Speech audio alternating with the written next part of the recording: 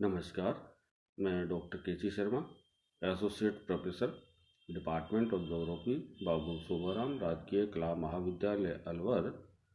आज बीए पाठ तृतीय वर्ष में भूगोल प्रायोगिक में पॉलीकोनिक प्रक्षेप के बारे में हम चर्चा करेंगे। इससे पहले हमने शंकु प्रक्षेप के अन्य प्रकारों के बारे में विस्तृत रूप से चर्चा कर चुके हैं।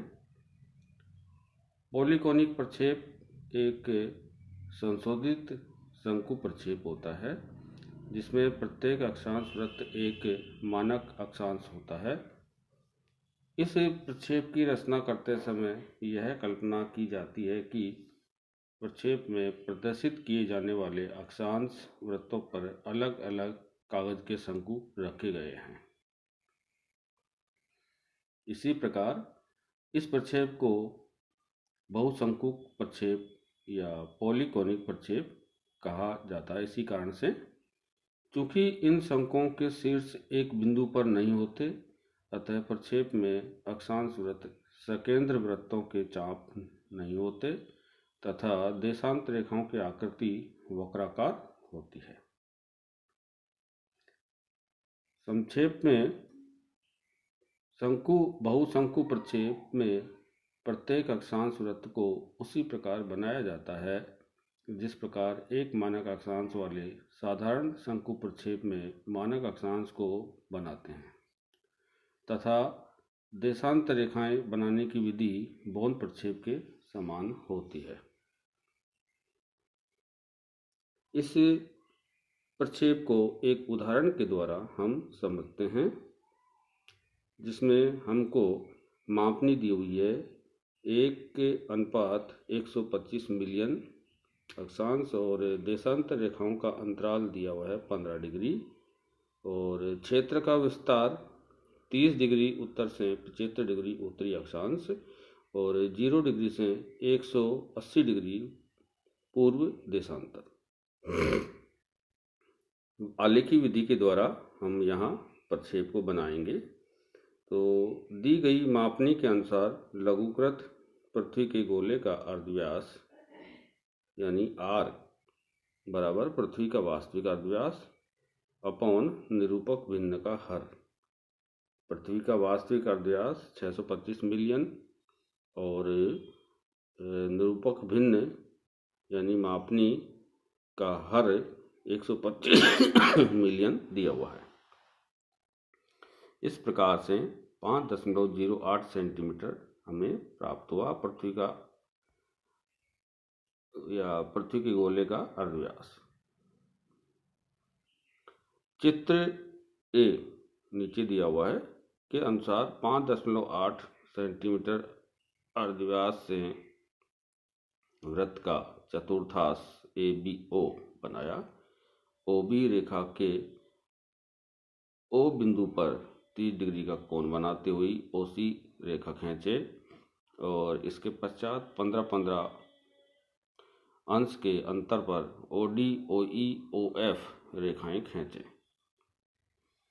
CDE तथा F बिंदुओं पर स्पर्श रेखाएं खींचते हैं जो बढ़ाई गई OA रेखा को क्रमशः G, H, I और J बिंदुओं पर काटती है। अब O बिंदु को केंद्र मानकर CD अर्धव्यास से एक चाप घुमाते हैं जो OC, OD, OE और OF रेखाओं को K, L, M और N बिंदुओं पर काटता है। ये चित्र दिया हुआ है। इन प्रतिच्छेदन बिंदुओं से OA रेखा पर K dash, L dash, M dash और N डैश लंब गिराते हैं। इस प्रकार से A चित्र की पूर्ति करने के बाद हम वास्तविक इसका पॉलीगोनिक प्रक्षेप को निर्मित करते हैं, इनकी रचना करते हैं और चित्र B के अनुसार एक लंबवत सरल रेखा G-R खींचते हैं। यह सरल रेखा प्रक्षेप में केंद्रीय मध्याह्न रेखा होगी 0 डिग्री से 180 डिग्री पूर्व देशांतर तक फैले क्षेत्र को 15 डिग्री के अंतराल पर दिखलाने के लिए कुल 13 देशांतर रेखाएं बनाने की आवश्यकता हमें पड़ेगी। चित्र बी दिया हुआ है इस प्रकार से। चूंकि केंद्रीय मध्याह्न रेखा के दोनों ओर 2 समान संख्या में देशांतर रेखाएं बनाई जाती हैं, अतः स्पष्ट है कि इस प्रक्षेप की केंद्रीय मध्याह्न रेखा का मान 90 डिग्री पूर्व देशांतर होगा। जी डैश केंद्र से सी जी के बराबर अर्धव्यास लेकर एक चाप खींचते हैं जो केंद्रीय मध्याह्न रेखा को सी डैश बिंदु पर काटता है। यह चाप 20 डिग्री उत्तर का अक्षांश वृत्त होगा। अब सी डैश से जी डैश की ओर सी डी दूरी के बराबर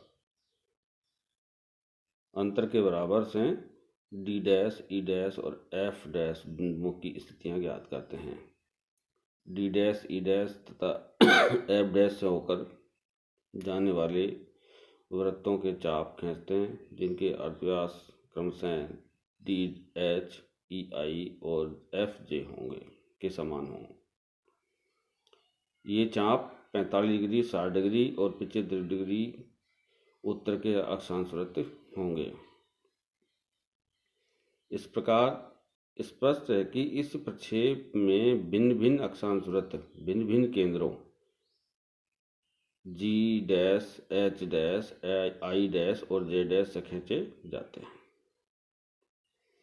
देशांतर रेखाएं बनाने के लिए प्रत्येक अक्षांश वृत्त पर केंद्रीय मध्याह्न रेखा के दोनों ओर 6-6 चिन्ह लगाए जाएंगे और स्मरण रख रहें कि 30 डिग्री के अक्षांश वृत्त पर 2 समीपस्थ चिन्हों का अंतर के डैश के बराबर, 45 डिग्री के अक्षांश वृत्त पर एल डैश के बराबर, 60 डिग्री के अक्षांश वृत्त पर एम डैश के बराबर और 75 डिग्री के अक्षांश वृत्त पर एन डैश के बराबर होगा।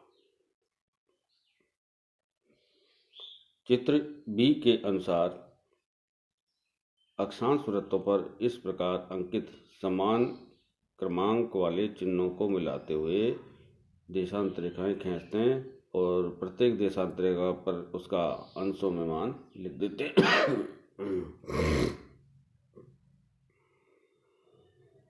पहचान। पॉलीगोनिक प्रक्षेप में पहचान संबंधी निम्नलिखित 4 मुख्य लक्षण होते हैं। पहला, भिन्न भिन्न बिंदुओं को केंद्र मानकर खींचे गए वृत्तों के भाग होने के कारण समस्त अक्षांश वृत्त असकेंद्रीय चाप होते हैं। दूसरा, केंद्रीय मध्याह्न रेखा पर अक्षांश वृत्तों के बीच की दूरी समान होती है, परंतु इस रेखा के पूर्व और पश्चिम की ओर अक्षांश वृत्तों के बीच का अंतर निरंतर बढ़ता जाता है। केंद्रीय मध्याह्न रेखा एक सरल रेखा होती है तथा शेष देशांतर रेखाओं की आकृति वक्राकार होती है। केंद्रीय मध्याह्न रेखा अक्षांश वृत्तों को संपूर्ण पर काटती है, जबकि शेष देशांतर रेखाएं अक्षांश वृत्तों को तिरछा काटती हैं। अक्षांश वृत्तों और देशांतर रेखाओं के प्रतिच्छेदन का यह तिरछापन केंद्रीय मध्याह्न रेखा से दूरी बढ़ने के साथ साथ बढ़ता जाता है। प्रॉपर्टीज, गुणधर्म। इस प्रक्षेप में समस्त अक्षांश वृत्तों और केंद्रीय मध्याह्न रेखा पर मापनी शुद्ध होती है। अक्षांश वृत्तों के असकेंद्रीय होने के कारण इस प्रक्षेप में सम क्षेत्रफल का गुण नहीं होता। तीसरा, केंद्रीय मध्याह्न रेखा से दूरी बढ़ने पर देशांतरों की मापनी में होने वाली तीव्र वृद्धि के कारण यह प्रक्षेप यथाकृतिक भी नहीं होता।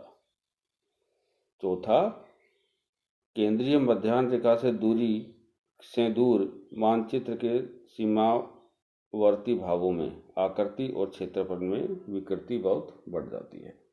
और लास्ट 5वां, इस प्रक्षेप में भूमध्य रेखा को सरल रेखा के रूप में प्रदर्शित किया जाता है। उपयोग, इसका हम उपयोग देखते हैं। आकृति और क्षेत्रफल शुद्ध प्रदर्शित न होने के कारण यह प्रक्षेप बड़े बड़े क्षेत्रों के मानचित्र बनाने के लिए अनुपयुक्त होता है। छोटे क्षेत्रों जिनका पूर्व पश्चिम विस्तार कम हो के मानचित्र बनाने के लिए यह प्रक्षेप विशेष रूप से उपयोगी है। संयुक्त राज्य अमेरिका में इस प्रक्षेप पर विभिन्न प्रकार के स्थलाकृतिक मानचित्र बनाए जाते हैं।